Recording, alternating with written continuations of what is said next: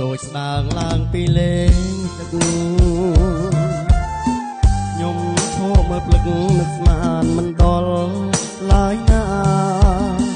ថានៅក្នុងកើតមានតែកញ្ញាចុងឆ្នេរចលសា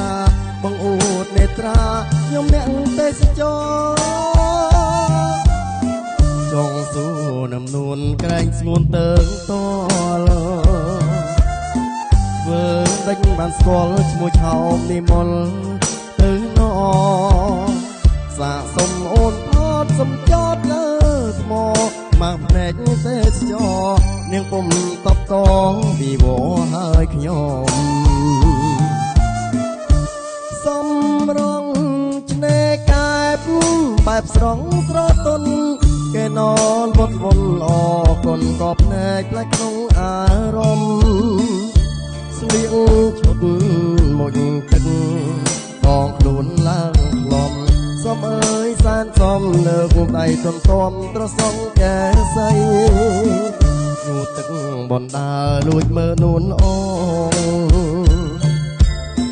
នឹកស្នុកដងដងចិត្តចង់ប្រឡំបំបីស្រងតូចច្រលឹងដឹងតែពីស្រីបងស្រ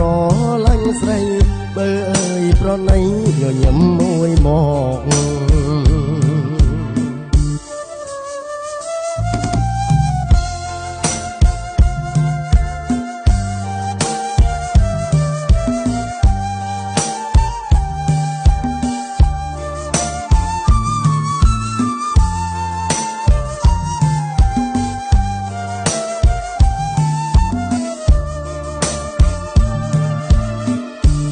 សំ